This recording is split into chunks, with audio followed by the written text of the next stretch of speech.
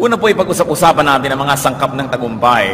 What are the building blocks of so-called success? Pwede nating magrupo sa tatlong mga sangkap ito. Yung isa, pwede nating tawaging mga sangkap na nasa sayo yan. It's all up to you. It depends on you. It's really you who matter. At kung nasa sayo yan, ang unang sangkap ng tagumpay ay paghahangad. Paghahangad ng tagumpay. Dapat may desire.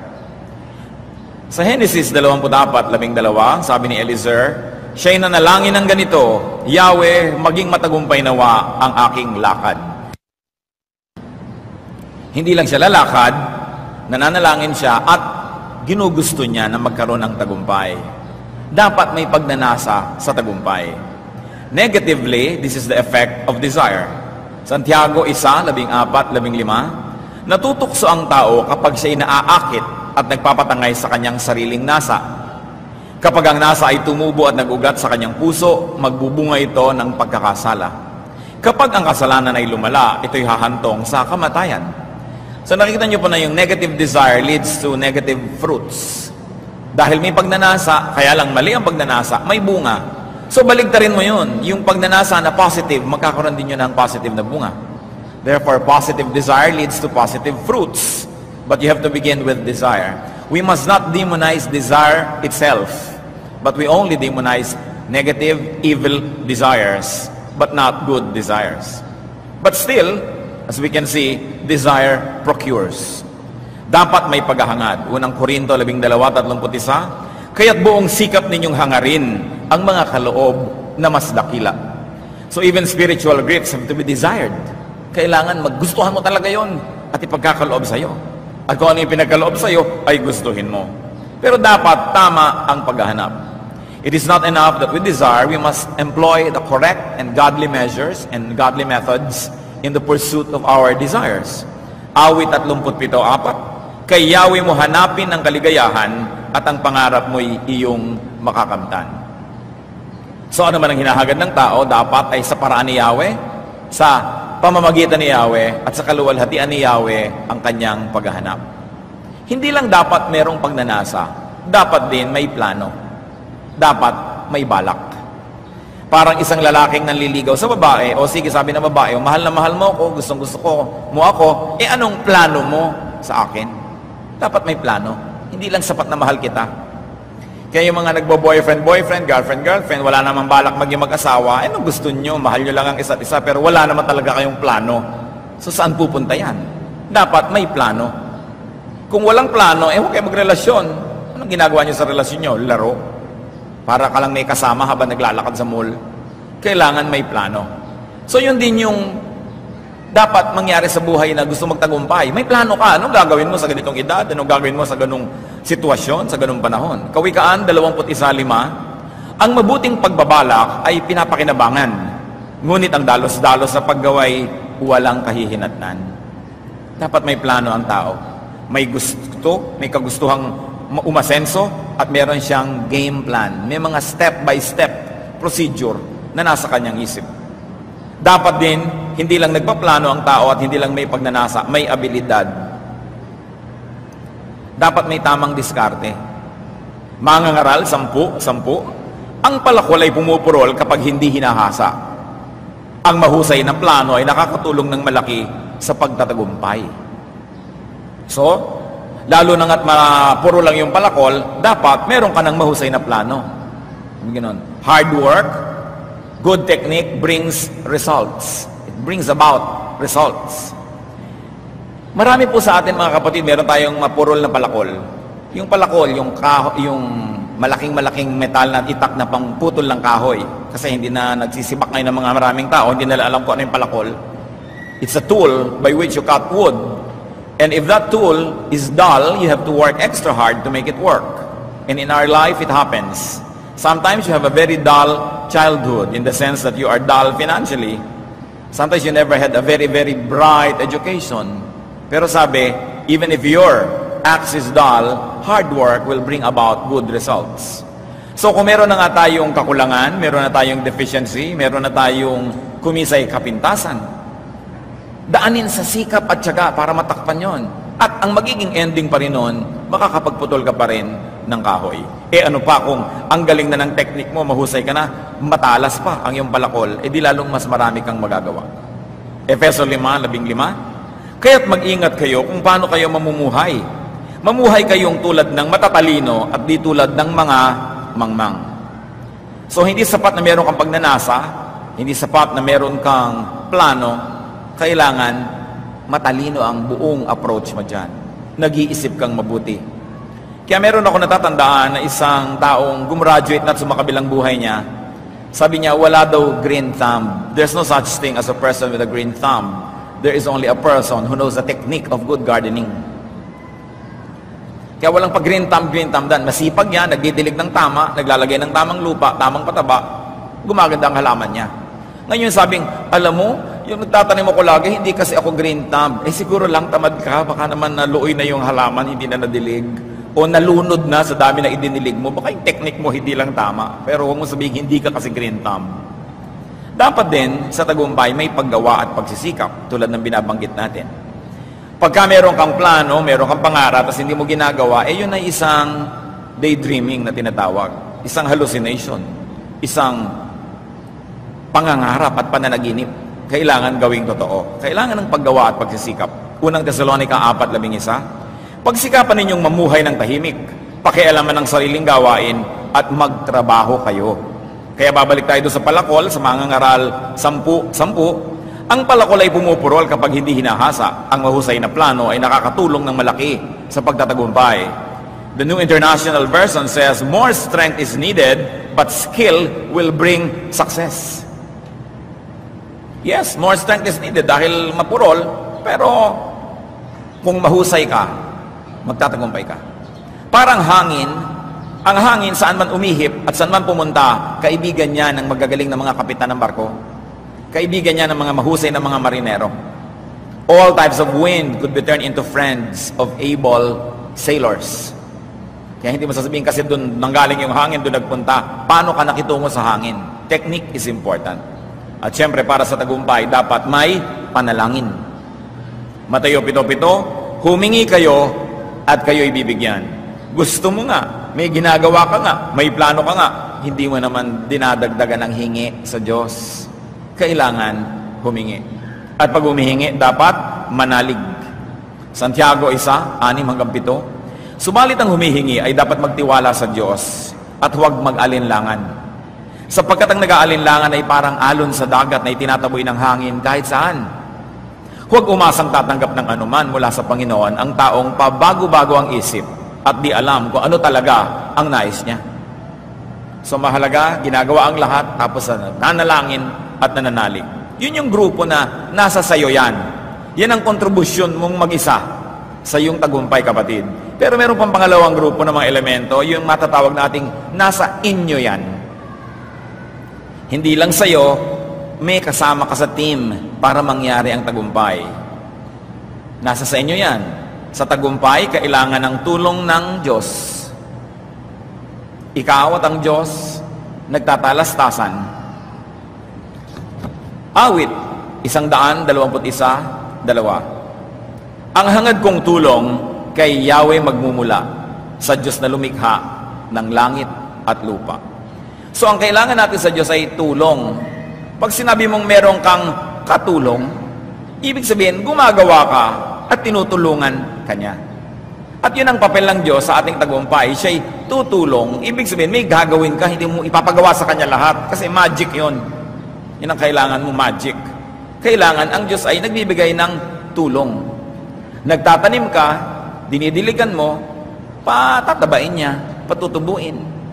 May inilalagay kang timba, pauulanin niya, makakaroon ka ng tubig, mayroong partisipasyon. At doon sa nasa inyo yan, kailangan natin ng tulong ng kapwa. Sabi nga nila, people need help, especially at the beginning and at the end. Wala pang taong nagtagumpay na solo, laging may tumulong. Kaya kailangan ng tulong ng kapwa. Mangangaral 4, 9-10. Ang dalawa ay mabuti kaysa isa. Mas marami ang bunga ng anumang gagawin nila. Kapag nabuwal ang isa, maitatayo siya ng kanyang kasama. Kawawa ang nag-iisa sapagkat walang tutulong sa kanya kapag siya ay nabuwal. At kung kailangan natin ng tulong ng Diyos sa ating tagumpay, dapat magandang relasyon natin sa Diyos. At kung kailangan natin ng tulong ng kapwa para sa tagumpay, it follows that our relationship with our fellow men must be very good. Kailangan marunong tayo makipagkapwa-tao, makipagkaibigan, makipagmabutihan, lalo sa kapitbahay. At yung kapitbahay, hindi na lang yung katabi ng bahay mo, yung kasama mo sa trabaho, yung kamukha mo ng hanap buhay, pare-pareho kayo nasa isang industriya, dapat nagtutulungan. Kawikaan, 27:10. Huwag mong pababayaan ang iyong kaibigan, ni ang kaibigan ng iyong magulang. Kung ikaw ay nagigipit, huwag sa kapatid lalapit. Higit na mabuti ang kapitbahay na malapit kaysa isang malayong kapatid. So, maganda kasi ang pakikisama ng tao sa kapatid niya. Pero sabi, pakisamahan ka rin kapitbahay mo. Kasi may kapatid ka nga, malayo naman, sinong tutulong sa'yo sa emergency? Di ba yung malapit? So, dapat maganda rin ang pakikitungo sa kapitbahay. At merong kumisa ng ating henerasyon nalilimutan yung patuloy na pakikipagmabutihan sa mga kaibigan ng ating magulang. Sapagkat ang kaibigan ng ating mga magulang ay kaibigan din natin. At kung may utang na loob ang mga magulang natin sa kanila, ay dapat patuloy tayong tumanaw nun at magsukli ng kabutihan. Ano pa yung sa inyo yan? Kailangan ng tulong ng sarili. Kanina, yung mag-isa ka, ngayon naman, nandiyan ang Diyos, nandiyan ang ibang tao, at ikaw mismo, tinutulungan mo rin yung sarili mo. Kawikaan, 6-11. Hanggang kailan, taong tamad, mananatili sa higaan? Kailan ka babalikwas sa iyong pagkakahimlay? Kaunting tulog, bahagyang idlip, sandaling pahinga at paghalukip-kip, samantalang namamahinga ka at ang kahirap ay darating na parang armadong magnanakaw upang kunin ang lahat ng iyong kailangan. Sabi, a little rest, a little folding of the hands, and poverty will come to you to ruin your life. Kaya kailangan daw, tulungan ang sarili, huwag tatamad-tamad, huwag puro pahinga, huwag puro bakasyon, huwag puro gastos and consumption, but be productive. Matayon, 9-7, yung lumpo na humihingi ng pagpapagaling, ang sabi ni Jesus sa kanya, tumayo ka, buhatin mo ang iyong higaan at umuwi ka. Tumayo nga ang lalaki at umuwi. Nagtulungan, tinulungan ng Panginoon, pinagaling, pero hindi naman niya binuhat, hindi niya ibinangon, kasi kaya ng tao yon. Sa buhay, dapat alam natin kung ano yung kaya natin at tayo ang aako nun, at yung talagang hindi natin kaya, yun ang ipinapasa Diyos. Kaya nakikipagtulungan tayo sa Diyos. Huwag yun ipinapagawa sa iba yung kaya niyong gawin. Kailangan kanya-kanyang papel sa buhay para lahat magkaroon ng bahagi sa bunga ng ating mga pagsisikap. Ang tulong naman ay maaring action o kusa ng iba o kaya reaction, tugon sa inyong action. Kuminsan, wala ka namang ginagawa, yung tao tinulungan ka, action niya yun, siya nag-initiate, siya nagsimula. Kuminsan naman dahil natutuwa sa'yo, tinulungan ka tuloy. Dahil nagre-react siya sa yung magandang ipinapakita. Merong mga, tulungan nyo naman po ako, gusto ko magkahanap buhay. Ano bang gusto mo? Gusto ko po sanang magka-tricycle, sana ibilin nyo ako ng tricycle. Magkano ba ang tricycle? Ewan ko ho, matingnan. Gano'ng karami pang gasolina ang gagamitin mo dyan sa isang maghapon? Hindi ho natin alam. At sa dami ng gasolina ang gagastusin mo, magkano naman ang matitira sa'yo? Bahala na po. Magkano naman ang ibibigay mo sa aking hulog o boundary? Tignan po natin. Mga ilang kaya ang maisasakay mong tao sa maghapon? Hindi ko po alam. Bakit ka magta-tricycle? Lumayas ka sa harap ko. Di ba? Walang kaalam-alam, wala man lang ginawang homework, walang feasibility study. Pero meron naman, tatanungin mo, puhunanan kaya kitang magbabuyan? Magkano ba isang biik ngayon? Ngayon pong buwan na to, 1,200 hanggang 1,005. Pero pag bumili po kayo sa Bulacan, mga 1,1 lang. Ngayon, may mga buwan po, mga Abril, Mayo, nagmamahal kasi malapit na po magpista, mabili ang mga baboy. Kaya halimbawa na po mga Oktubre, 700 lang kung mabibili yan sa Romblon. Marunong. Diba? Sa bawat isang baboy, kailan mo naman maibebenta? Matapos po ang 4 na buwan, kung gusto niya talagang palakin, 6. Ilan ang ipapakain mong feeds bago yan maibenta? Siguro po mga 3-4 na sako. Ang bawat isang sako po 1,000, so 4,000 po sa isang baboy. Pagkatapos po ay pakakainin ko lang ng mga kopra, mga nyog, dadagdagan natin ng mga gabi at kung ano-ano. So hindi na po natin gagastusin yun dahil pinupulot-pulot lang sa magilid-gilid sa bayan namin. At pagkatapos ibebenta nyo, so sa bawat puhunan po, kikita kayo ng siguro po mga 500 hanggang 700 kada isang baboy. So kung magpupuhunan po kayo ng 7 baboy, kikita po tayo ng 4,900. Sa bawat 4 na buwan, maghahati po tayo. Meron tayong 2,500 o whatever. Kung magaling ka, o eto, mamuhunan ka. Ang point mga kapatid, bago kayo maghangad, alamin nyo muna kung ano hinahangad nyo. Dapat alam mo. At kung gusto mong magnegosyo, gusto mong kumita, kung saan ka merong asset, kung ano yung malakas ka, ano yung magaling ka. Katulad nun, ang dami yung nakatiwangwang na lupa sa probinsya, tapos nandito ka, nagtsatsaga ka sa minimum wage. Samantalang pwede ka sigurong mag-start ng babuyan. Kung may magtitiwala sa'yo, katiwa-tiwala ka, baka kapuhunanan, mas kikita ka. Anong meron ka? Mahalaga yun. So may tumutulong sa atin dahil reaction. Nakakatuwa itong taong to, tulungan ko nga. Meron naman, tinutulungan ka na binawi pa dahil reaction, dahil saksakan ka ng tamad at gastador, walang mangyayari sa buhay mo. Ano pa po yung pinag-uusapan natin, nasa inyo ang tagumpay? Isama natin yung statistics, yung batas ng kalikasan. Because we interact with statistics. We interact with the unwritten law of nature, which was authored by God Himself.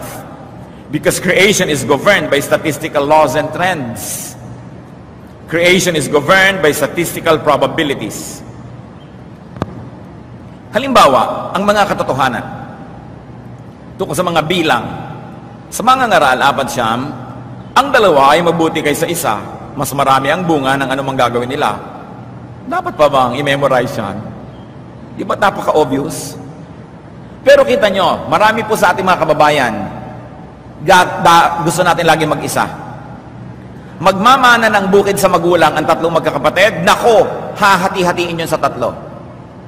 Wala pa ako nakita ng mga pamilya, liban na yung kailalaking mga pamilya talaga at sanay na, sige, minana natin sa ating magulang ang ating bukid, magtayo tayo ng family corporation, sosyo-sosyo tayo. Hindi.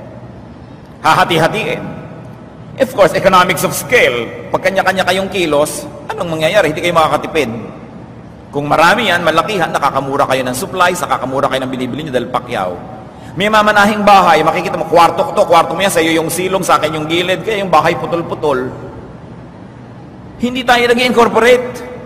Ang laging gusto, maghati-hatian, magkani-kanya, naghihingalo pa yung magulang, kanya-kanyang babana ng mga lumang piano, mga akala na hindi umaandar.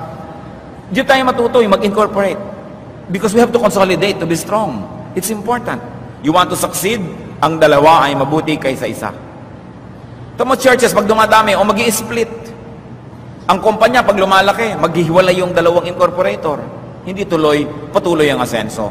Mga ngaralapat, 12. Kung ang nag-iisa ay maaring magtagumpay laban sa isa, lalo na ang 2. Ang lubid na may 3 pilipit na hibla ay hindi agad malalagot. Nakikita niyo yung mga statistical probabilities na naka-enshrine mismo sa Biblia. Mateo 24:12. Ang kasama ay lalaganap, kaya't manlalamig ang pag-ibig ng marami. Another statistical probability. That when evil thrives, many people's love for God will grow cold. Sabi, yan ang probability, mangyayari yan. So dapat, kung magtatagumpay ka sa buhay, kapatid, alam mo ang yung statistics. Alam mo ang yung probabilities. Alam mo ang yung genetics. Alam mo ang yung education. Alam mo ang yung skills. At mahahanap mo kung saan ka bagay. Juan 6:7, sumagot si Jesus, matapos yung pagalingan ng 10 may ketong, sumagot si Jesus sa 12 pala, hindi ba't ako ang humirang sa inyong 12? Sabi niya, kayong 12 apostles, sa kabila nito'y diablo ang isa sa inyo. Statistics kaya yon, out of 12, merong isang Judas, ewan natin, pero yun ang nangyari sa kanila, no? Sa Lucas 17 hanggang 18, yung binabanggit kong mga may ketongin, pinagaling ni Jesus yung 10, isa lang bumalik para magpasalamat. Hindi ba't 10 ang aking pinagaling at nilinis? Tanong ni Jesus, nasaan ang 9? Wala bang nagbalik upang magpuri sa Diyos, kundi ang dayuhang ito? So siguro, kung tutulong ka, may 10 kang tinulungan, ihanda mo ng loob mo, baka isa lang yung magpasalamat. Statistical probabilities, para hindi ka laging bigo. Mateo 7:14, Ngunit makipot ang pintuan at makitid ang daan patungo sa buhay at kakaunti ang nagdaran doon. So dahil mahirap maging makadiyos, kukunti lang yung gustong maging makadiyos. Nakabase dapat sa ganitong mga katotohanan ang gagawin mong pagpapasya at i-apply mo ito sa iyong buhay, sa iyong progress. At mga kapatid, ang dami nang nakasulat ng mga statistical probabilities.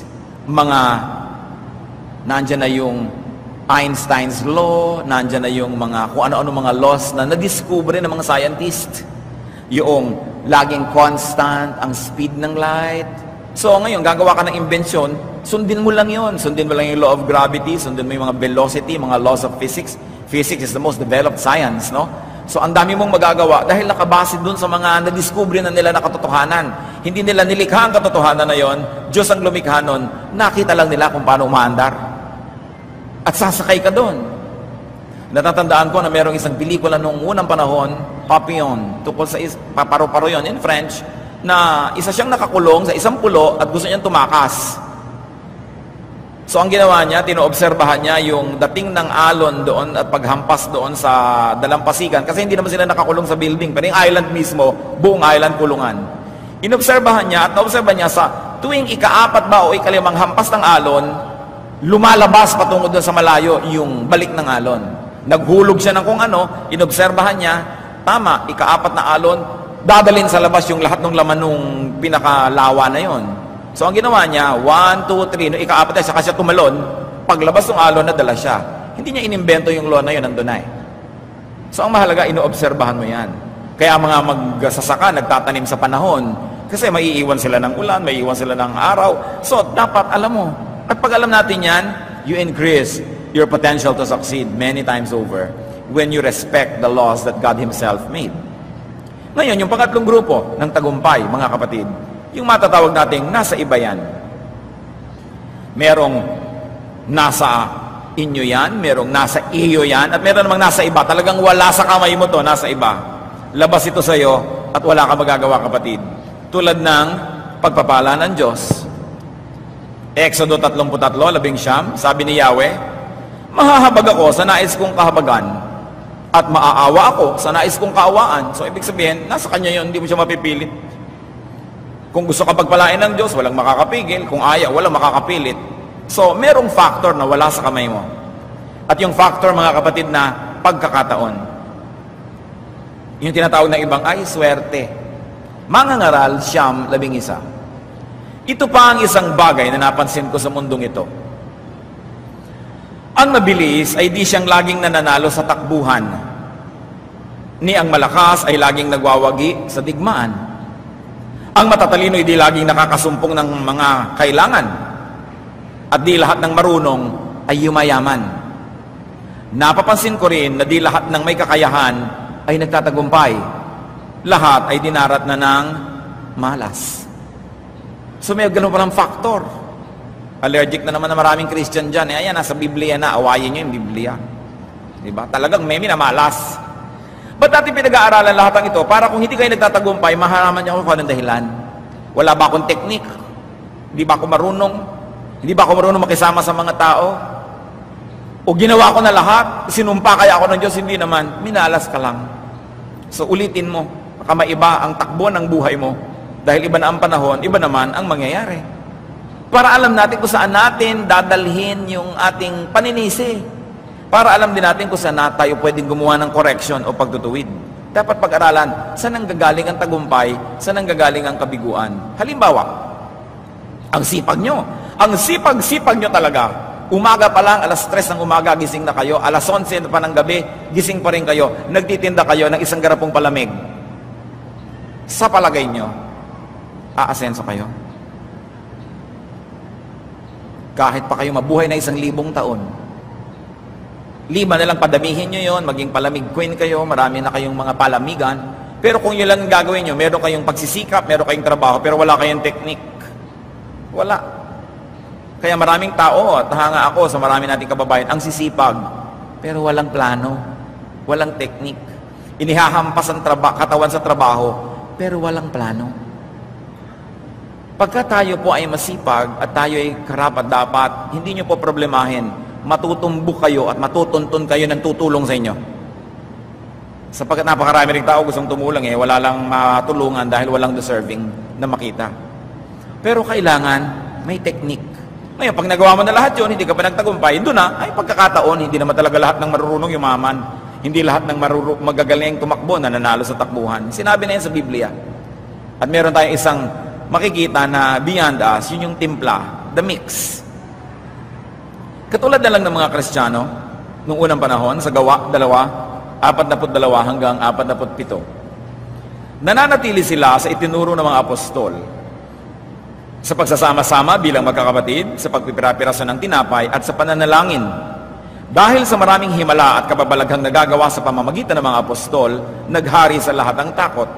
Nagsama-sama ang lahat ng sumasampalataya at ang kanilang mga ari-arian ay parang sa kanilang lahat.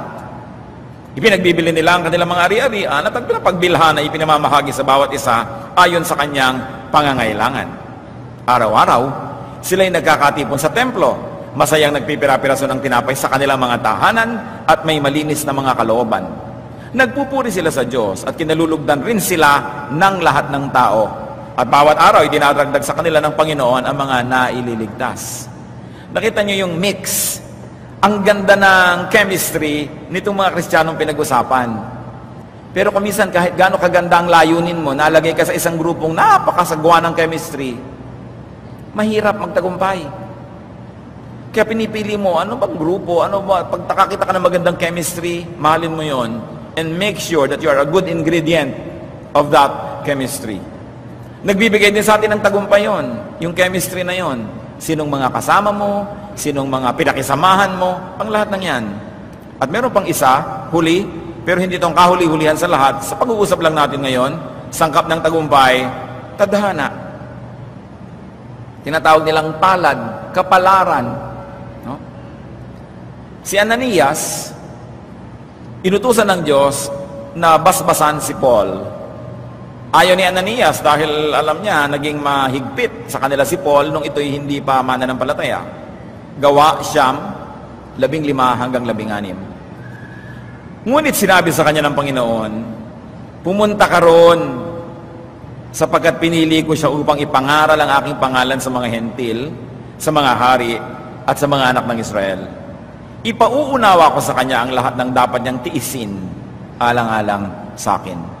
O di tadhana ni Paul, dahil sabi ng Diyos, pinili ko siya. Wala siyang kinalaman doon, pinili siya. So may mga taong pinili ka kasi na ito ang papel mo sa buhay, yun ang wala ka magagawa doon. Sa factor na yon, at doon lang naman, may ibang mga bahagi doon, may magagawa ka pa rin. Dahil remember, merong nasa sayo yan, nasa sa inyo yan, at nasa kanila yan. Lahat yan naghahalo-halo para gumawa ng isang buhay. So many factors are involved. Mangangaral 7, 13 hanggang 14. Pag-isipan mong mabuti ang ginawa ng Diyos. Sino ang makatutuwid sa binaluktot niya?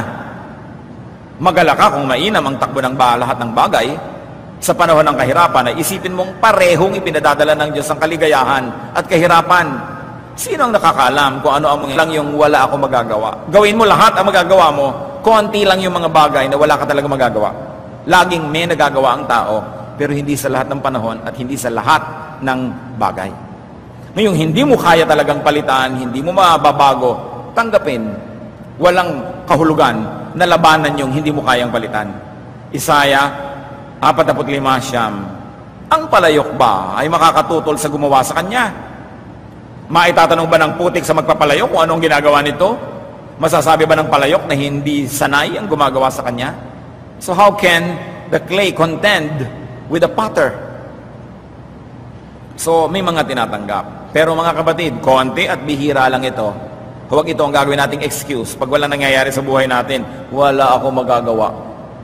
Huling choice yan para isipin. Dahil higit na lalong madalas, may nagagawa ang tao. Maraming sangkap ang tagumpay. So anong dapat natin gawin mga kapatid? Ano man ang tagumpay na iniisip nyo? Tagumpay sa karir, tagumpay sa pamilya, tagumpay sa buhay espiritual, tagumpay sa kung ano man. Pare-pareho yan, tagumpay pa rin.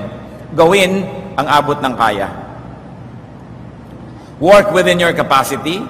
Work according to your giftedness. Mangangaral 10. Ano man ang ginagawa mo, ipagbuhusan mo ng iyong buong makakaya. Ang lahat ng taong nagkaroon ng malaking tagumpay, pansinin ninyo, pinagbuhusan ng buong makakaya ang ginawa nila. Kaya naging malaki ang tagumpay. Hindi pwedeng medya-medya, konti-konti. Hanggat maaari, kumilos ayon sa iyong katangian. Unang Korinto 12:11. Ngunit isang espiritu lamang ang gumagawa ng lahat ng ito at namamahagi ng iba't ibang kaloob sa bawat isa ayon sa kanyang ipinasya. So kung anong talento natin, anong galing natin, ang espiritu ng Diyos ang nagpasya nun. Binigyan ng bawat isa para walang lugi. Lahat meron. At iba-iba ang ibinigay para hindi siksikan sa iisang trabaho, sa iisang negosyo, sa iisang gawain. So ang hahanapin mo, ano ang ibinigay sa'yo, saan ka magaling, saan ka mahusay, at doon ka mag-focus. Hindi yung, huy, mabili pa lang ngayon ng water station, magtayo din tayo. So ngayon, magkakapit bahay lahat may water station. Lugi. Mabili pa lang hot pandesal, so lahat ngayon may hot pandesal. Mabili pa lang ang lechon manok, lahat ngayon may lechon manok. Ang ending, nagsasara lahat dahil wala nang bibili. No? Ngayon, mabili ba ang spa? Lahat may spa. Kahit mga kutsero, nagpapa-food spa na. Sa bagay, hindi naman masama yun. Kung nakakabuti ba sa kanila. Mami, ang kabayo, fino-food spa na rin yan. Sa dami ng food spa. Ngayon, ang point, hindi mo itinatanong kapatid, ano bang negosyo ang malakas? Hindi yon. Hindi mo sabihin, uy, kumikita ang kapitbahay natin, may buko pie. So lahat ng bahay ngayon sa Los Baños, sa hanggang Kalamba, may buko pie. Ang itatanong mo, ano ba ang gift sa akin ng Diyos? Saan ba ako magaling? Saan ako mahusay? Anong hilig ko? Ano ang ginagawa ko na mabilis magtagumpay? Yun ang gagawin kong project. So hindi ngayon magkakaroon ng needless competition because everybody is gifted and we are supposed to complement each other, not to compete with each other. Business dies of competition because people do not have a varied type of business. Hindi magkakaiba. Tuloy, nagkakalaban-laban. So, maraming sangkapang tagumpay ang kailangan makipagtulungan, makipagmabutihan sa Diyos at sa tao. Tingnan nyo ang pakikipagmabutihan ng Diyos sa tao, Lucas 6:38. Magbigay kayo at kayo ibibigyan ng Diyos. So, sino nauna? Yung tao, magbigay kayo at kayo ibibigyan ng Diyos. Hustong takal, siksik, liglig, at umaapaw pa ang ibibigay sa inyo. Sapagkat ang panukat na ginagamit ninyo sa iba, ay siya rin gagamiting panukat sa inyo. Kuripot ka sa Diyos, di kuripot siya sa iyo. Mapagbigay ka sa Diyos, mapagbigay siya sa iyo. So nasa sa iyo yan. Yun ang sinasabi natin. No? At pag ginawa mo na, you did the action, God will give the reaction, He will bless you. Yung iba, hindi na-bless kasi ang kunat, ayaw magbigay. Talagang pagkakuripot, nalinaw-linaw na dito, kuripot ka sa Diyos, di kuripot siya sa iyo. Mahirap bang intindihin? At dahil maraming sangkapang tagumpay, dapat tanggapin ang di kayang kontrolin. Job 22:21, sumang-ayon ka sa Diyos, makipagkasundo ka sa Kanya, ang buhay mo'y gaganda at magiging maginhawa. Kita natin, bakit makikipaglaban sa Diyos? Diyos yun. Ba't mo siya iinisin? Ba't ka magtatampo sa Kanya? May panalo ka ba doon? Diyos siya. Kaya sabi, kanina, ulitin natin, gawin ang magagawa. At hindi lang yon, dagdagan ng sikap, dagdagan ng pananim.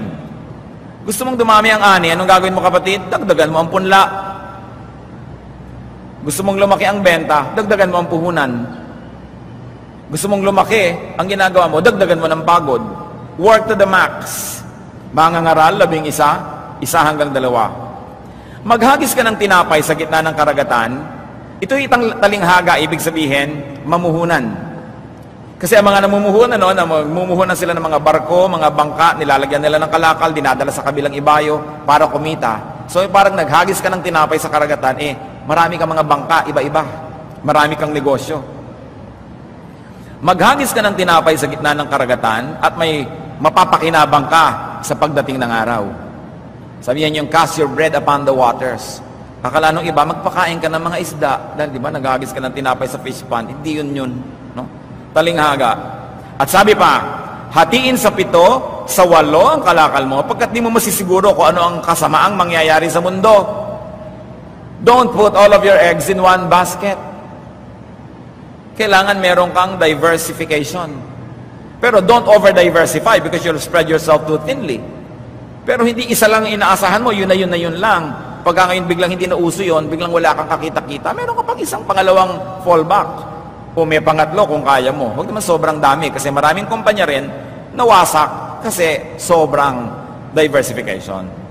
Ba't sabi, hatiin sa 7 o 8 ang kalakal mo. Iba-iba. Kung ang tinda mo lang lagi bukayo, paano kung lahat ng tao sa isang baryo nagkaroon ng diabetes, di wala na bibili ng bukayo mo. So dapat, nasa inyo, may tinda ka rin bunot. Ginawa mo rin bunot yung nyog. Diba? Gumawa ka rin ng virgin coconut oil mula sa nyog. Gumawa ka ng walis ting-ting. May coco lumber ka pa. Para kung ayaw na niyang bumili ng bukayo, o may tinda ka naman na nata de coco, o may tinda ka naman halimbawa na gata, may tinda ka pa dito na kung ano-ano, marami kang pagkakakitaan. Mangangaral, 11:6, sa umaga, inihahasik mo ang iyong binhi. Hindi ka tumitigil sa paggawa hanggang gabi, sapagkat di mo tiyak kung alin ang magbibigay sa iyo ng tagumpay, o kaya umaasa kang lahat ay iyong pakikinabangan. Sasabi, may itinanim ka na, hindi tama yun, may iba ka pang gagawin. Kasi hindi mo alam kung saan magmumula ang blessing, alin ang paparamihin. Hindi yung mga taxi driver, nakita mo nakatutulog doon sa isang gilid, patulog ka dyan, naka-boundary na ako eh. Mga tricycle driver na nagtihaya doon sa kanilang maliit na tricycle, nakataas pa ang paat kukuya-kuya-kuya, bakit ka hindi pumapasada? Okay na yan, okay na ako eh, meron na akong pamalengke.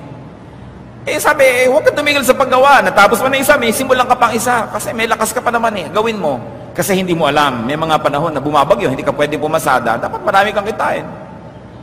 May mga panahon na humihina ang kita mo, pero may na-impo ka naman, may na-invest ka sa iba. Sabi, huwag tumigil sa paggawa.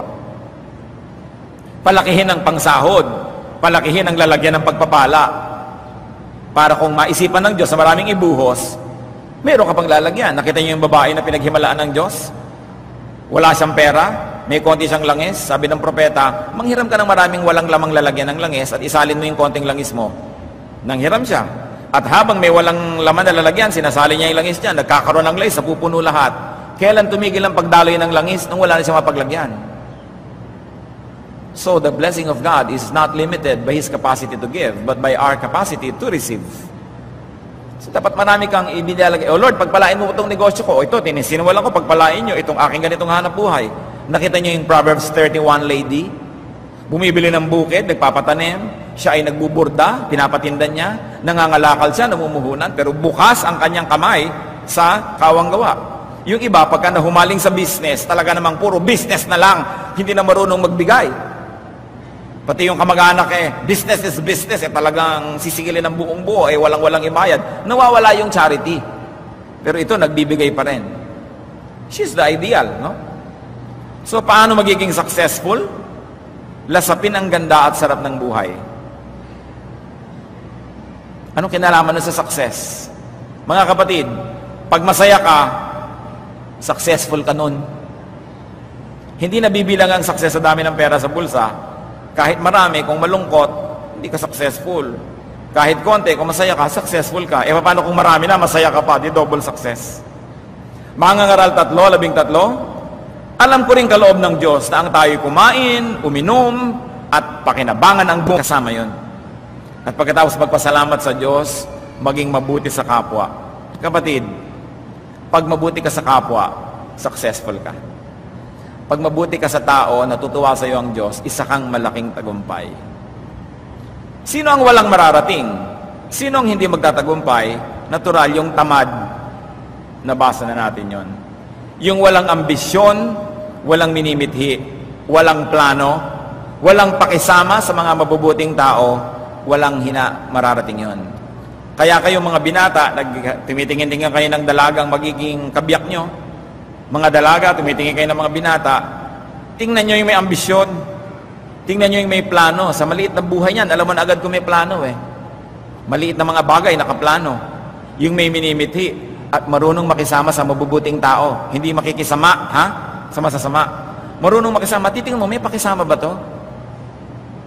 Kung yung nanliligaw sa'yo o boyfriend mo ay makikipagsuntukan sa jeepney driver dahil sa 25 centimos na sukle, isipin mo buong buhay, may stress ka, ang daming babag na papasukin yan, baka pati ikaw mapain doon sa babag na yon. Ay, ayoko makasama to sa buhay. Palababag, palaaway, ang liit-liit na bagay, minamalaki, ayoko nito, masyadong busisero. Nag-iisip kayo. Titingnan nyo kung paano siya nakikisama sa tao, dahil kung magtatagumpay man siya, dahil may tutulong sa kanya, masarap ba siyang tulungan? Huwag nyo lang kayo na-in love dahil maputi ang ngipin. Dahil straight ang buhok. Pinlansya lang pala yun. Huwag kayong na-in love dahil ganun lang. Dapat tinitin nyo yung karakter. May potential ba siya? At ang hamon, mga kapatid, tulungan ang mga minamahal nyo. Mga kapatid at kamag-anak nyo, kaibigan, tulungan natin ang kapwa na maging matagumpay sila. Isang matagumpay na tao is one less failure, one less headache, one less basket case. We must always rejoice the success of others. Hindi man nila tayo bigyan, at least hindi na natin sila bibigyan, malaking bagay na yon. Huwag kayo naiinggit sa mga nagtatagumpay. At huwag kayong tatawag kahit kanino na failure siya. Walang failure habang may buhay. Pwede niyo sabihin, hindi pa lang nagtatagumpay. No? Pero ang mahalaga sa atin, magtagumpay. Ba't natin ito pinag-uusapan? Ang sabi sa Bible, ang plano ng Diyos sa atin is plan to give us hope in a future.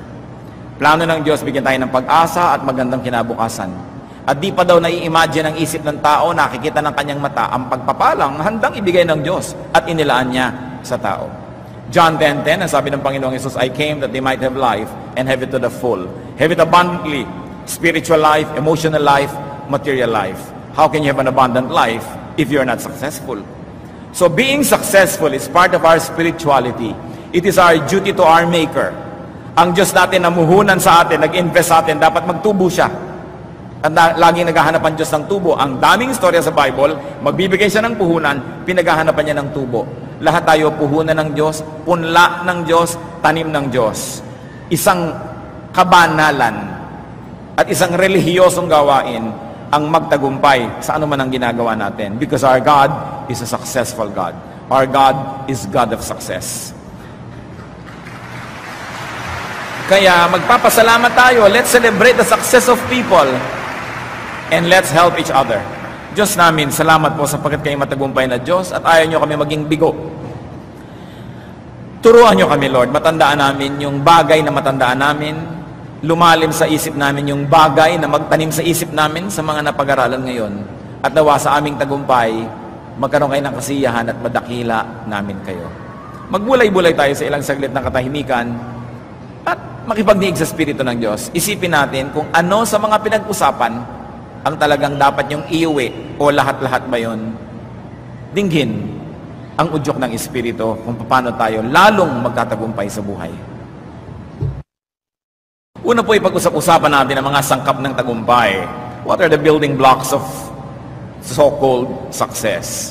Pwede nating magrupo sa tatlong mga sangkap ito. Yung isa, pwede nating tawaging mga sangkap na nasa sayo yan. It's all up to you. It depends on you. It's really you who matter. At kung nasa sayo yan, ang unang sangkap ng tagumpay ay paghahangad. Paghahangad ng tagumpay. Dapat may desire. Sa Genesis 24:12, sabi ni Eliezer, siya'y nanalangin ng ganito, Yahweh, maging matagumpay nawa ang aking lakad. Hindi lang siya lalakad, nananalangin siya at ginugusto niya na magkaroon ng tagumpay. Dapat may pagnanasa sa tagumpay. Negatively, this is the effect of desire. Santiago 1:14-15, natutukso ang tao kapag siya inaakit at nagpapatangay sa kanyang sariling nasa. Kapag ang nasa ay tumubo at nagugat sa kanyang puso, magbubunga ito ng pagkakasala. Kapag ang kasalanan ay lumala, ito'y hahantong sa kamatayan. So nakikita niyo po na yung negative desire leads to negative fruits. Dahil may pagnanasa, kaya lang mali ang pagnanasa, may bunga. So baligtarin mo yun. Yung pagnanasa na positive, magkakaroon din yun ng positive na bunga. Therefore, positive desire leads to positive fruits. But you have to begin with desire. We must not demonize desire itself, but we only demonize negative, evil desires, but not good desires. But still, as we can see, desire procures. Dapat may paghahangad. Unang Korinto 12:31, kaya't buong sikap ninyong hangarin ang mga kaloob na mas dakila. So even spiritual gifts have to be desired. Kailangan maggustuhan mo talaga yon at ipagkakaloob sa'yo. At kung ano yung pinagkaloob sa'yo, ay gustuhin mo. Pero dapat tama ang paghahanap. It is not enough that we desire, we must employ the correct and godly measures and godly methods in the pursuit of our desires. Awit 37:4, kay Yahweh mo hanapin ang kaligayahan at ang pangarap mo'y iyong makakamtan. So ano man ang hinahagad ng tao, dapat ay sa paraan ni Yahweh, sa pamamagitan ni Yahweh, at sa kaluwalhatian ni Yahweh ang kanyang paghahanap. Hindi lang dapat merong pagnanasa, dapat din may plano. Dapat may balak. Parang isang lalaking nanliligaw sa babae, o sige, sabi ng babae, mahal na mahal mo ako, gustong gusto ko mo ako, anong plano mo sa akin? Dapat may plano. Hindi lang sapat na mahal kita. Kaya yung mga nagbo-boyfriend, girlfriend, wala namang balak maging mag-asawa, anong gusto nyo? Mahal nyo lang ang isa't isa, pero wala naman talaga kayong plano. So saan pupunta yan? Dapat may plano. Kung walang plano, huwag kayo magrelasyon. Anong ginagawa nyo sa relasyon nyo? Laro. Para ka lang may kasama habang naglalakad sa mall. Kailangan may plano. So yun din yung dapat mangyari sa buhay na gusto magtagumpay. May plano ka. Anong gagawin mo sa ganitong edad? Anong gagawin mo sa ganong sitwasyon, sa ganong panahon? Kawikaan 21:5, ang mabuting pagbabalak ay pinapakinabangan. Ngunit ang dalos-dalos sa paggaway, walang kahihinatnan. Dapat may plano ang tao. May gusto, may kagustuhang umasenso, at meron siyang game plan. May mga step-by-step procedure na nasa kanyang isip. Dapat din, hindi lang nagpaplano ang tao at hindi lang may pagnanasa, may abilidad.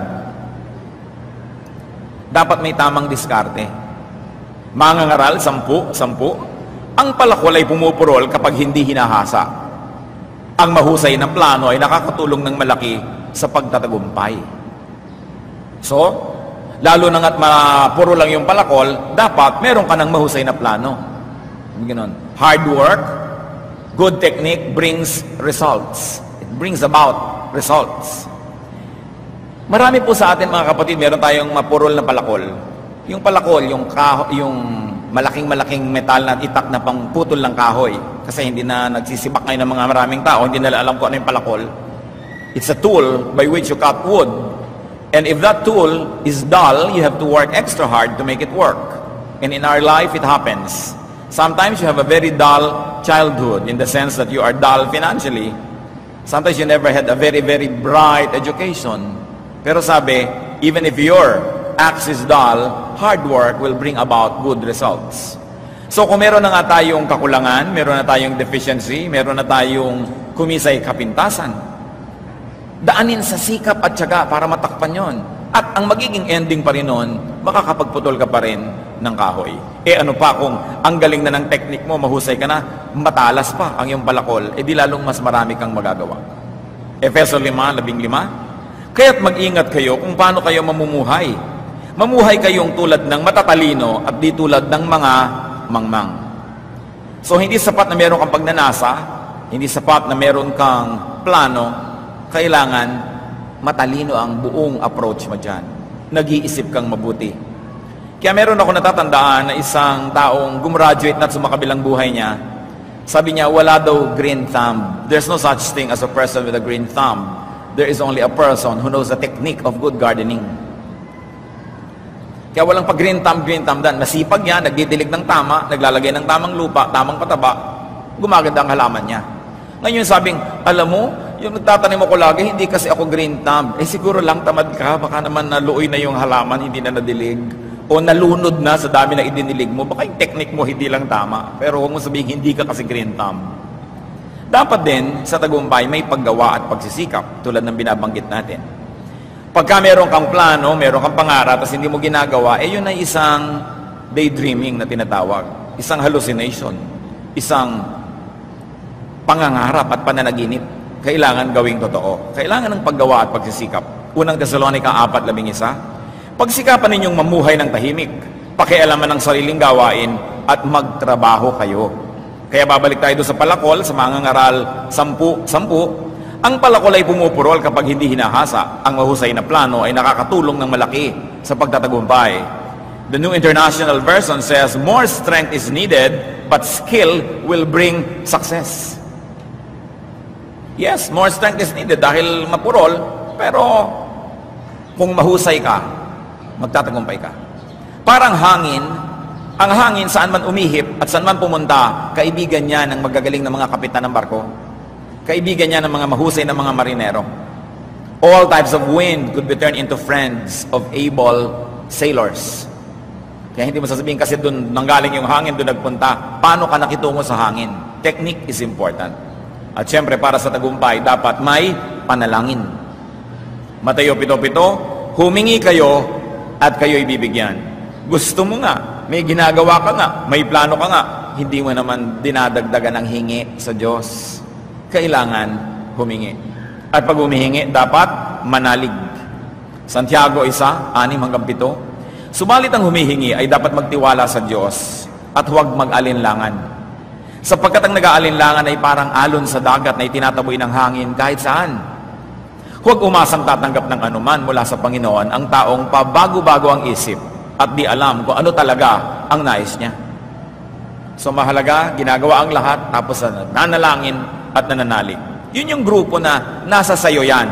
Yan ang kontribusyon mong mag-isa sa iyong tagumpay, kapatid. Pero meron pang pangalawang grupo ng mga elemento, yung matatawag nating nasa inyo yan.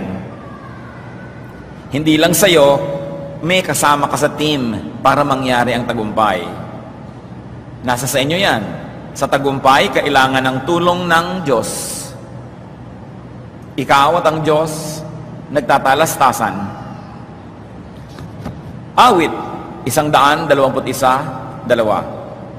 Ang hangad kong tulong kay Yahweh magmumula sa Diyos na lumikha ng langit at lupa.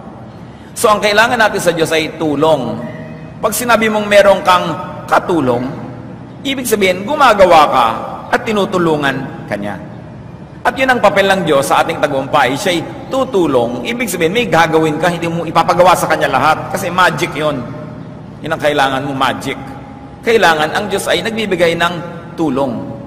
Nagtatanim ka, dinidiligan mo, patatabain niya, patutubuin. May inilalagay kang timba, pauulanin niya, makakaroon ka ng tubig, mayroong partisipasyon.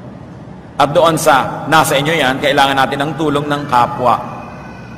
Sabi nga nila, people need help, especially at the beginning and at the end.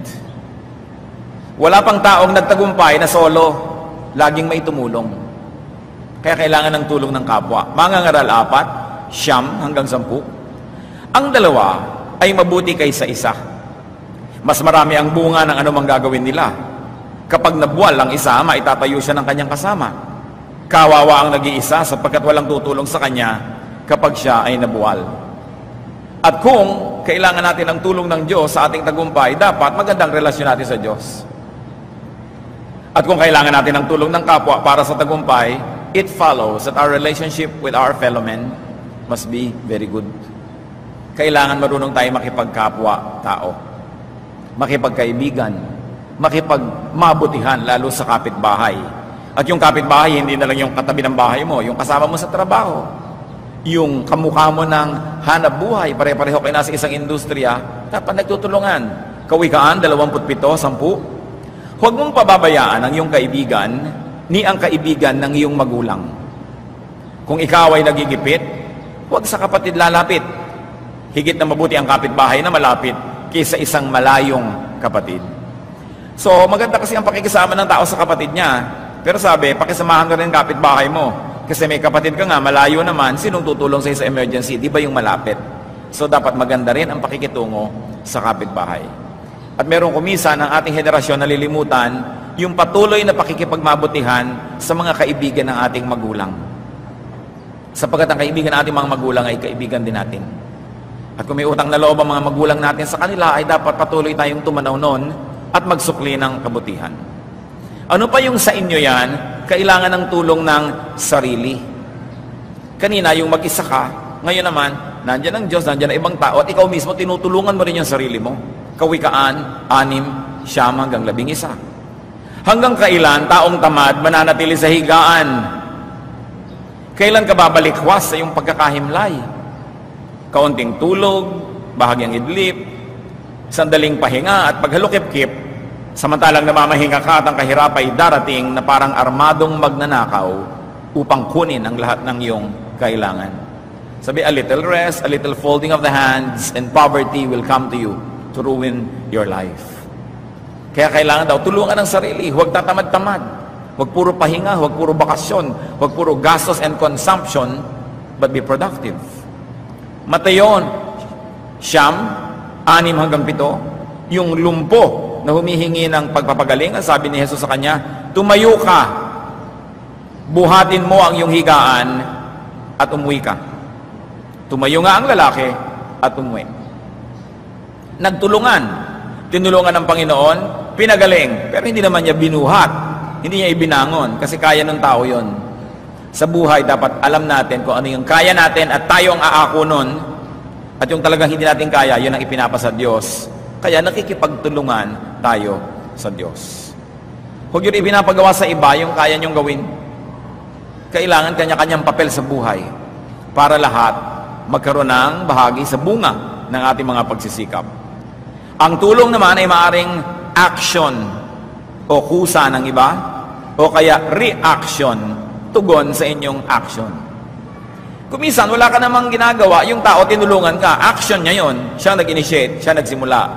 Kung minsan naman dahil natutuwa sa'yo, tinulungan ka tuloy dahil nagre-react siya sa yung magandang ipinapakita. Merong mga, tulungan nyo naman po ako, gusto ko magkahanap buhay. Ano bang gusto mo? Gusto ko po sanang magka-tricycle. Sana ibilin nyo ako ng tricycle. Magkano ba ang tricycle? Ewan ko ho, matingnan. Gano'ng karami pang gasolina ang gagamitin mo dyan sa isang maghapon? Hindi ho natin alam. At sa dami ng gasolina ang gagastusin mo, magkano naman ang matitira sa'yo? Bahala na po. Magkano naman ang ibibigay mo sa aking hulog o boundary? Tignan po natin. Mga ilang kaya ang maisasakay mong tao sa maghapon? Hindi ko po alam. Bakit ka magta-tricycle? Lumayas ka sa harap ko. Di ba? Walang kaalam-alam, wala man lang ginawang homework, walang feasibility study. Pero meron naman, tatanungin mo, puhunanan kaya kitang magbabuyan? Magkano ba isang biik ngayon? Ngayon pong buwan na to, 1,200 hanggang 1,005. Pero pag bumili po kayo sa Bulacan, mga 1,1 lang. Ngayon, may mga buwan po, mga Abril, Mayo, nagmamahal kasi malapit na po magpista, mabili ang mga baboy. Kaya halimbawa na po mga Oktubre, 700 lang kung mabibili yan sa Romblon. Marunong. Diba? Sa bawat isang baboy, kailan mo naman maibebenta? Matapos po ang 4 na buwan, kung gusto niyo talagang palakin, 6. Ilan ang ipapakain mong feeds bago yan maibenta? Siguro po mga 3-4 na sako. Ang bawat isang sako po, 1,000. So, 4,000 po sa isang baboy.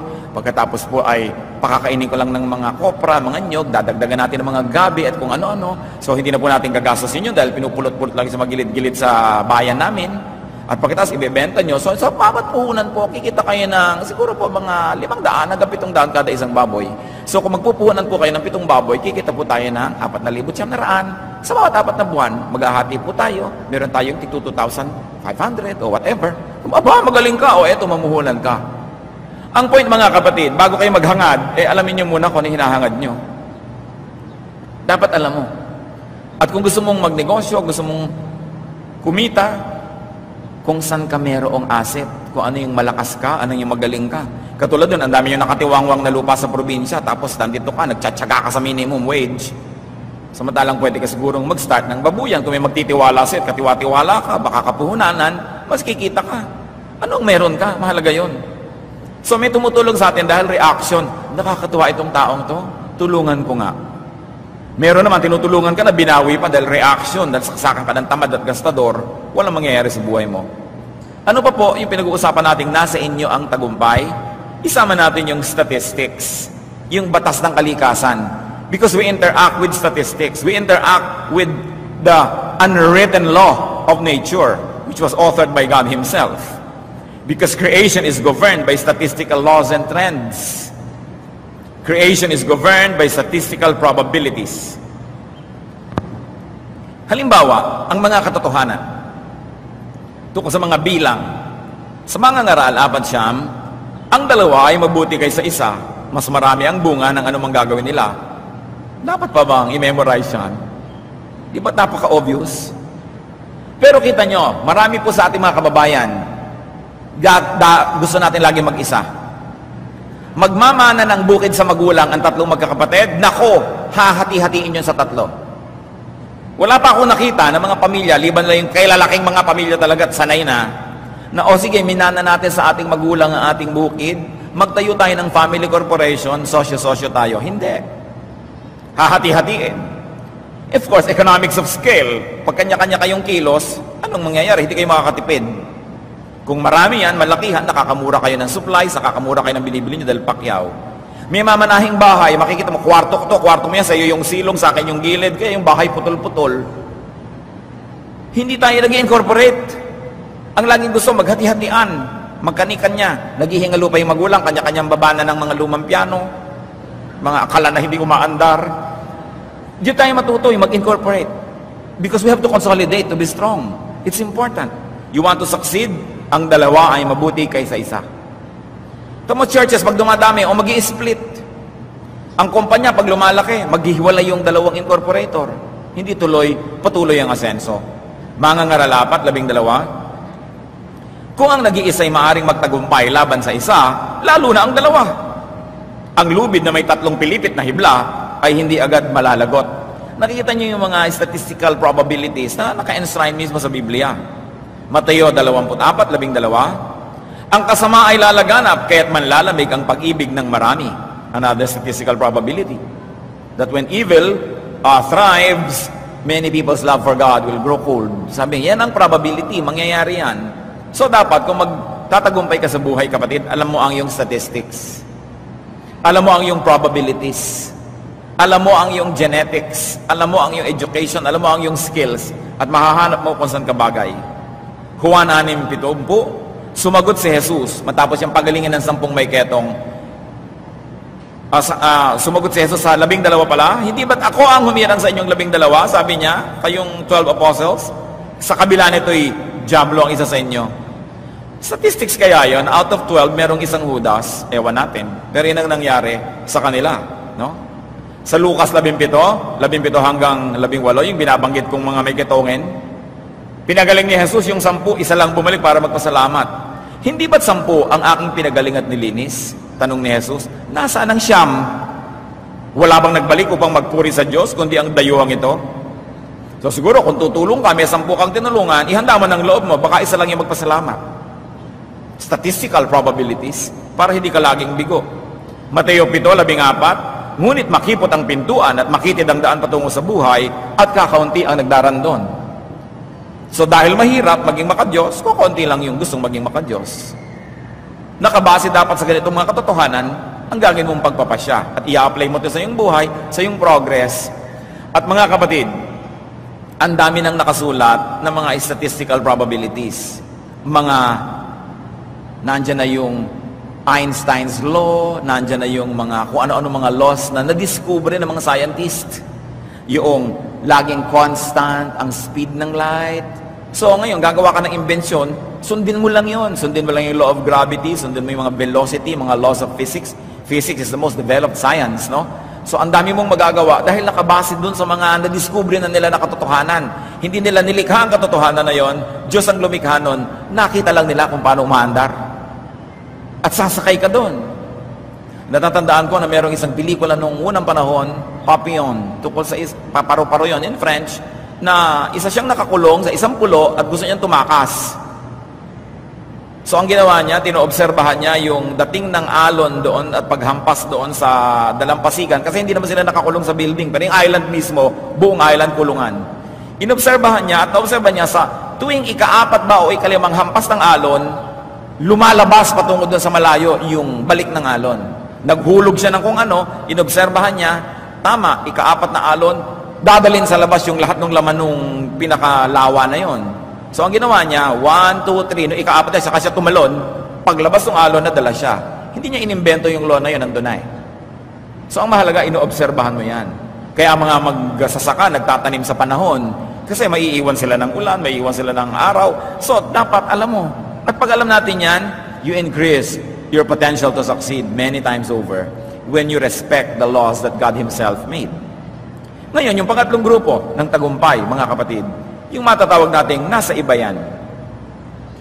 Merong Nasa inyo yan, merong nasa iyo yan, at meron namang nasa iba. Talagang wala sa kamay mo to, nasa iba.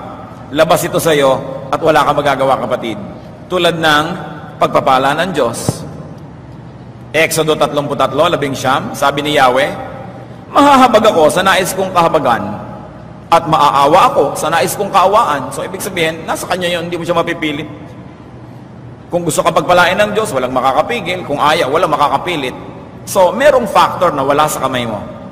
At yung factor, mga kapatid, na pagkakataon. Yung tinatawag ng ibang, ay, swerte. Mangangaral, Siyam, 11. Ito pa ang isang bagay na napansin ko sa mundong ito. Ang mabilis ay di siyang laging nananalo sa takbuhan. Ni ang malakas ay laging nagwawagi sa digmaan. Ang matatalino ay di laging nakakasumpong ng mga kailangan. At di lahat ng marunong ay yumayaman. Napapansin ko rin na di lahat ng may kakayahan ay nagtatagumpay. Lahat ay dinarat na ng malas. So may ganun palang factor. Allergic na naman na maraming Christian dyan. Ayan, nasa Biblia na. Awayin nyo yung Biblia. Diba? Talagang may minamalas. Ba't natin pinag-aaralan lahat ng ito? Para kung hindi kayo nagtatagumpay, mahalaman niyo kung anong dahilan. Wala ba akong teknik? Hindi ba ako marunong? Hindi ba ako marunong makisama sa mga tao? O ginawa ko na lahat? Sinumpa kaya ako ng Diyos? Hindi naman. Minalas ka lang. So ulitin mo. Baka maiba ang takbo ng buhay mo. Dahil iba na ang panahon, iba naman ang mangyayari. Para alam natin kung saan natin dadalhin yung ating paninisi. Para alam din natin kung saan tayo pwedeng gumawa ng correction o pagtutuwid. Dapat pag-aralan, saan ang gagaling ang tagumpay, saan ang gagaling ang kabiguan. Halimbawa, ang sipag nyo. Ang sipag-sipag nyo talaga. Umaga pa lang, alas 3 ng umaga, gising na kayo. Alas 11 pa ng gabi, gising pa rin kayo. Nagtitinda kayo ng isang garapong palamig. Sa palagay nyo, aasenso kayo? Kahit pa kayo mabuhay na 1,000 taon. 5 na lang padamihin nyo yon, maging palamig queen kayo, marami na kayong mga palamigan. Pero kung yun lang ang gagawin nyo, meron kayong pagsisikap, meron kayong trabaho, pero wala kayong teknik. Wala. Kaya maraming tao, at hanga ako sa marami nating kababayan, ang sisipag, pero walang plano, walang teknik. Inihahampas ang katawan sa trabaho, pero walang plano. Pagka tayo po ay masipag at tayo ay karapat dapat, hindi nyo po problemahin. Matutumbok kayo at matutuntun kayo ng tutulong sa inyo. Sapagkat napakarami rin tao gustong tumulong wala lang matulungan dahil walang deserving na makita. Pero kailangan may technique. Ngayon, pag nagawa mo na lahat yun, hindi ka pa nagtagumpay, doon na, ay pagkakataon, hindi naman talaga lahat ng marurunong yumaman. Hindi lahat ng magagaling tumakbo na nanalo sa takbuhan. Sinabi na yan sa Biblia. At meron tayong isang makikita na beyond us, yun yung timpla, the mix. Katulad na lang ng mga Kristiyano, noong unang panahon, sa Gawa 2:42 hanggang 47. Nananatili sila sa itinuro ng mga apostol. Sa pagsasama-sama bilang magkakapatid, sa pagpipirapiraso ng tinapay, at sa pananalangin. Dahil sa maraming himala at kababalaghang nagagawa sa pamamagitan ng mga apostol, naghari sa lahat ang takot. Nagsama-sama ang lahat ng sumasampalataya at ang kanilang mga ari-arian ay parang sa kanilang lahat. Ipinagbibili nila ang kanilang mga ari-arian at ang pinapagbilhan ay ipinamamahagi sa bawat isa ayon sa kanyang pangangailangan. Araw-araw, sila'y nagkakatipon sa templo, masayang nagpipira-piraso ng tinapay sa kanilang mga tahanan at may malinis na mga kalooban. Nagpupuri sila sa Diyos at kinalulugdan rin sila ng lahat ng tao. At bawat araw ay dinadagdag sa kanila ng Panginoon ang mga naililigtas. Nakita niyo yung mix. Ang ganda ng chemistry nitong mga Kristiyanong pinag-usapan. Pero kung minsan kahit gaano kaganda ang layunin mo, nalagay ka sa isang grupong napakasagwa ng chemistry, mahirap magtagumpay. Kaya pinipili mo, ano bang grupo, ano ba, pag nakakita ka ng magandang chemistry, mahalin mo yon and make sure that you are a good ingredient of that chemistry. Nagbibigay din sa atin ng tagumpay yon, yung chemistry na yon. Sinong mga kasama mo, sinong mga pinakisamahan mo, ang lahat ng yan. At meron pang isa, huli, pero hindi itong kahuli-hulihan sa lahat. Sa pag-uusap lang natin ngayon, sangkap ng tagumpay, tadhana. Tinatawag nilang palad, kapalaran. No? Si Ananias, inutusan ng Diyos na basbasan si Paul. Ayaw ni Ananias dahil alam niya naging mahigpit sa kanila si Paul nung ito'y hindi pa mananampalataya. Gawa 9:15 hanggang 16. Ngunit sinabi sa kanya ng Panginoon, pumunta ka roon sapagkat pinili ko siya upang ipangaral ang aking pangalan sa mga hentil, sa mga hari, at sa mga anak ng Israel. Ipauunawa ko sa kanya ang lahat ng dapat niyang tiisin, alang-alang sa akin. O di tadhana ni Paul, dahil sabi ng Diyos, pinili ko siya. Wala siyang kinalaman doon, pinili siya. So may mga taong pinili ka kasi na ito ang papel mo sa buhay, yun ang wala ka magagawa doon. Sa factor na yon, at doon lang naman, may ibang mga bahagi nun, may magagawa ka pa rin. Dahil remember, merong nasa sayo yan, nasa sa inyo yan, at nasa kanila yan. Lahat yan naghahalo-halo para gumawa ng isang buhay. So many factors are involved. Mangangaral 7, 13 hanggang 14. Pag-isipan mong mabuti ang ginawa ng Diyos. Sino ang makatutuwid sa binaluktot niya? Magala ka kung mainam ang takbo ng lahat ng bagay. Sa panahon ng kahirapan ay isipin mong parehong ipinadadala ng Diyos ang kaligayahan at kahirapan. Sino ang nakakaalam kung ano ang lang yung wala ako magagawa? Gawin mo lahat ang magagawa mo, konti lang yung mga bagay na wala ka talaga magagawa. Laging may nagagawa ang tao, pero hindi sa lahat ng panahon at hindi sa lahat ng bagay. Ngayong hindi mo kaya talagang palitan, hindi mo mababago, tanggapin.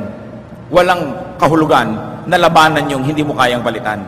Isaiah 45:9. Ang palayok ba ay makakatutol sa gumawa sa kanya?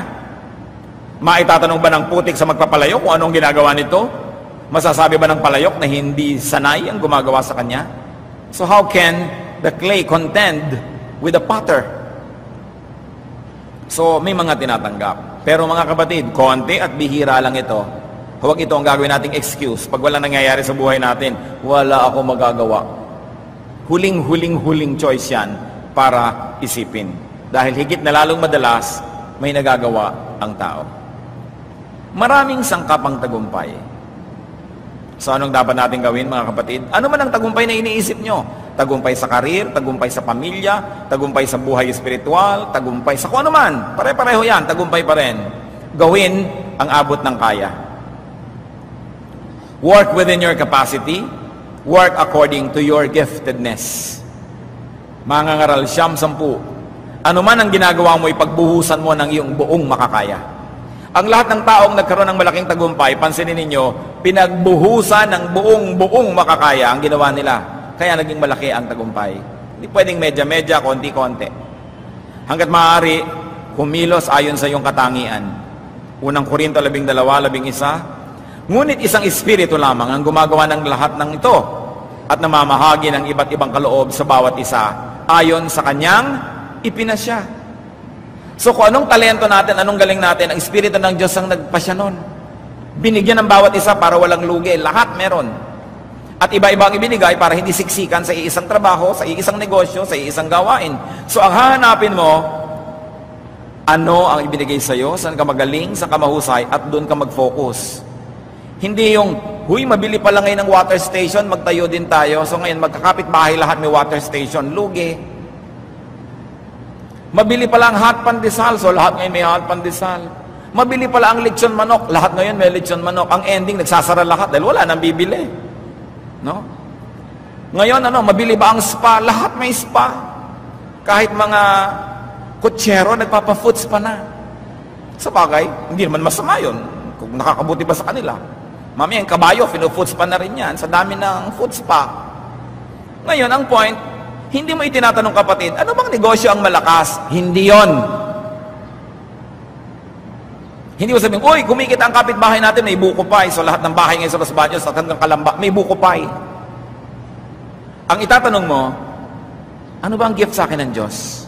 Saan ba ako magaling? Saan ako mahusay? Anong hilig ko? Ano ang ginagawa ko na mabilis magtagumpay? Yun ang gagawin kong project.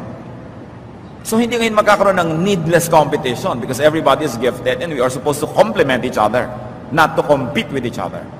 Business dies of competition because people do not have a varied type of business. Hindi magkakaiba. Tuloy, nagkakalaban-laban. So, Maraming sangkapang tagumpay ang kailangan makipagtulungan, makipagmabutihan sa Diyos at sa tao. Tingnan nyo ang pakikipagmabutihan ng Diyos sa tao, Lucas 6:38. Magbigay kayo at kayo ibibigyan ng Diyos. So sino nauna? Yung tao. Magbigay kayo at kayo ibibigyan ng Diyos. Hustong takal, siksik, liglig, at umaapaw pa ang ibibigay sa inyo. Sapagkat ang panukat na ginagamit niyo sa iba, ay siya rin gagamiting panukat sa inyo. Kuripot ka sa Diyos, di kuripot siya sa iyo. Mapagbigay ka sa Diyos, mapagbigay siya sa iyo. So nasa sa iyo yan. Yun ang sinasabi natin. No? At pag ginawa mo na, you did the action, God will give the reaction, He will bless you. Yung iba, hindi na-bless kasi ang kunat, ayaw magbigay. Talagang pagkakuripot. Nalinaw-linaw na dito, kuripot ka sa Diyos, di kuripot siya sa iyo. Mahirap bang intindihin? At dahil maraming sangkapang tagumpay, dapat tanggapin ang di kayang kontrolin.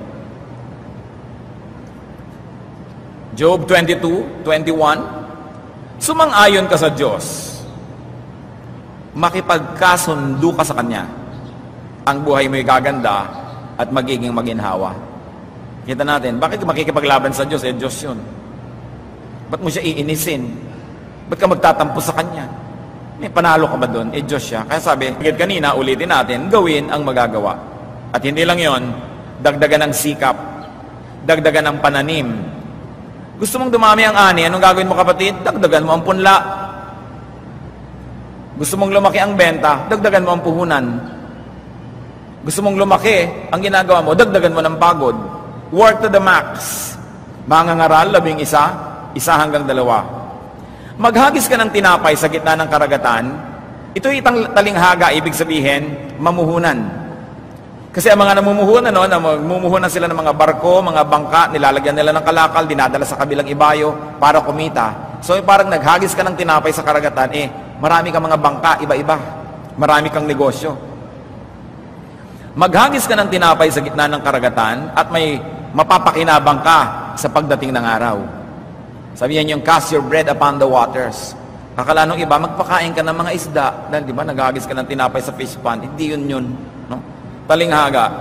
At sabi pa, hatiin sa 7, sa 8 ang kalakal mo, pagkat di mo masisiguro kung ano ang kasamaang mangyayari sa mundo. Don't put all of your eggs in one basket. Kailangan meron kang diversification. Pero don't over-diversify because you'll spread yourself too thinly. Pero hindi isa lang inaasahan mo, yun na yun lang. Pagka ngayon biglang hindi na uso yun, biglang wala kang kakita-kita, meron ka pang isang pangalawang fallback. O may pangatlo kung kaya mo. Huwag naman sobrang dami kasi maraming kumpanya rin nawasak kasi sobrang diversification. Ba't sabi, hatiin sa 7 o 8 ang kalakal mo, iba-iba. Kung ang tinda mo lang lagi bukayo, paano kung lahat ng tao sa isang baryo nagkaroon ng diabetes, di wala nabibili ng bukayo mo. So dapat, nasa inyo, may tinda ka rin bunot, ginawa mo rin bunot yung nyog, diba? Gumawa ka rin ng virgin coconut oil mula sa nyog, gumawa ka ng walis ting-ting, may coco lumber ka pa, para kung ayaw na niyang bumili ng bukayo, o may tinda ka naman na nata de coco, o may tinda ka naman na limbawa na gata, may tinda ka pa dito na kung ano-ano, marami kang pagkakakitaan. Mangangaral, 11:6, sa umaga, inihahasik mo ang iyong binhi. Hindi ka tumitigil sa paggawa hanggang gabi, sapagkat di mo tiyak kung alin ang magbibigay sa iyo ng tagumpay, o kaya umaasa kang lahat ay iyong pakikinabangan. So sabi, may itinanim ka na, hindi tama yun, may iba ka pang gagawin. Kasi hindi mo alam kung saan magmumula ang blessing, alin ang paparamihin. Hindi yung mga taxi driver, nakita mo nakatutulog doon sa isang gilid, patulog ka dyan, naka-boundary na ako Mga tricycle driver na nagtihaya doon sa kanilang maliit na tricycle, nakataas pa ang paat kukuya-kuya-kuya, bakit ka hindi pumapasada? Okay na yan, okay na ako meron na akong pamalengke. Sabi, huwag ka tumigil sa paggawa. Natapos mo na isa, may simulan ka pang isa. Kasi may lakas ka pa naman gawin mo. Kasi hindi mo alam, may mga panahon na bumabagyo, hindi ka pwede pumasada, dapat marami kang kitain. May mga panahon na humihina ang kita mo, pero may na-impo ka naman, may na-invest ka sa iba. Sabi, huwag tumigil sa paggawa. Palakihin ang pangsahod. Palakihin ang lalagyan ng pagpapala. Para kung maisipan ng Diyos na maraming ibuhos, meron ka pang lalagyan. Nakita niyo yung babae na pinaghimalaan ng Diyos? Wala siyang pera, may konti siyang langis. Sabi ng propeta, manghiram ka ng maraming walang lamang lalagyan ng langis at isalin mo yung konting langis mo. Nanghiram siya. At habang may walang laman na lalagyan, sinasali niya yung langis niya, nagkakaroon ng langis, napupuno lahat. Kailan tumigil ang pagdaloy ng langis? Nung wala na siyang mapaglagyan. So, the blessing of God is not limited by His capacity to give, but by our capacity to receive. So, dapat marami kang inilalagay. Oh Lord, pagpalain mo itong negosyo ko. O ito, sinwalan ko, pagpalain nyo itong aking ganitong hanap buhay. Nakita nyo yung Proverbs 31 lady? Bumibili ng bukid, nagpapatanim, siya ay nagbuburda, pinapatinda niya, nangangalakal siya, namumuhunan, pero bukas ang kanyang kamay sa kawang gawa.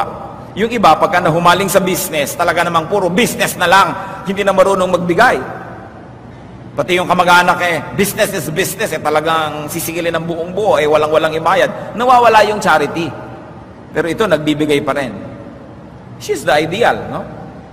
So, paano magiging successful? Lasapin ang ganda at sarap ng buhay. Anong kinalaman na sa success? Mga kapatid, pag masaya ka, successful ka nun. Hindi nabibilang ang success sa dami ng pera sa bulsa. Kahit marami, kung malungkot, hindi ka successful. Kahit konti, kung masaya ka, successful ka. Paano kung marami na, masaya ka pa, di double success. Mangangaral 13.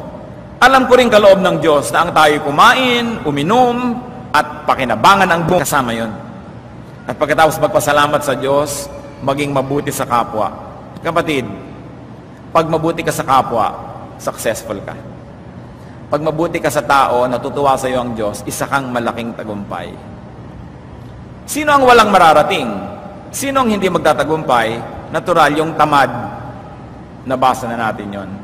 Yung walang ambisyon, walang minimithi, walang plano, walang pakisama sa mga mabubuting tao, walang mararating yon.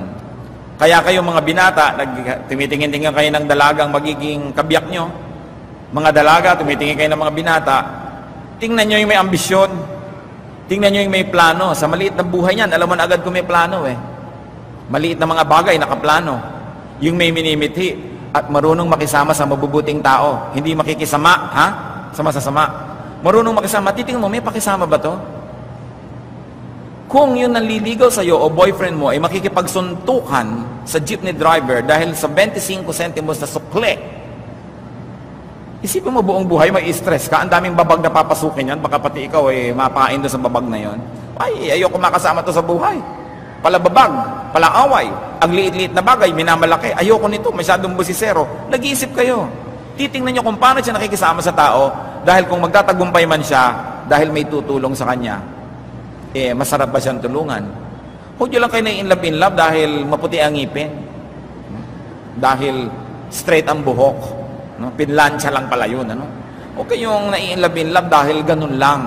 Dapat tinitin nyo yung karakter. May potential ba siya? At ang hamon, mga kapatid, tulungan ang mga minamahal nyo.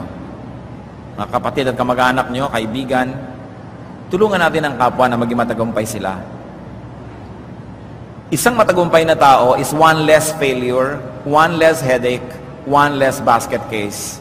We must always rejoice the success of others. Hindi man nila tayo bigyan, at least hindi na natin sila bibigyan, malaking bagay na yon. Huwag kayo naiinggit sa mga nagtatagumpay.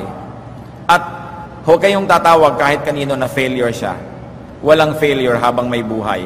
Pwede nyo sabihin, hindi pa lang nagtatagumpay. No? Pero ang mahalaga sa atin, magtagumpay. Ba't natin ito pinag-uusapan? Ang sabi sa Bible, ang plano ng Diyos sa atin is plan to give us hope in a future. Plano ng Diyos, bigyan tayo ng pag-asa at magandang kinabukasan. At di pa daw nai-imagine ang isip ng tao, nakikita ng kanyang mata, ang pagpapalang handang ibigay ng Diyos at inilaan niya sa tao. John 10:10, ang sabi ng Panginoong Hesus, I came that they might have life and have it to the full. Have it abundantly. Spiritual life, emotional life, material life. How can you have an abundant life if you're not successful? So being successful is part of our spirituality. It is our duty to our Maker. Ang Diyos natin namuhunan sa atin, nag-invest sa atin, dapat magtubo siya. At laging naghahanap ang Diyos ng tubo. Ang daming istorya sa Bible, magbibigay siya ng puhunan, pinaghahanapan niya ng tubo. Lahat tayo puhunan ng Diyos, punla ng Diyos, tanim ng Diyos. Isang kabanalan at isang relihiyosong gawain ang magtagumpay sa anuman ang ginagawa natin. Because our God is a successful God. Our God is God of success. Kaya magpapasalamat tayo. Let's celebrate the success of people and let's help each other. Diyos namin, salamat po sapagkat kayo matagumpay na Diyos at ayaw nyo kami maging bigo. Turuan nyo kami, Lord. Matandaan namin yung bagay na matandaan namin. Lumalim sa isip namin yung bagay na magtanim sa isip namin sa mga napag-aralan ngayon. At nawa sa aming tagumpay, magkaroon kayo ng kasiyahan at madakila namin kayo. Magbulay-bulay tayo sa ilang saglit ng katahimikan at makipagdiig sa Espiritu ng Diyos. Isipin natin kung ano sa mga pinag-usapan ang talagang dapat yung iuwi o lahat-lahat ba yun. Dinggin ang udyok ng Espiritu kung paano tayo lalong magtatagumpay sa buhay.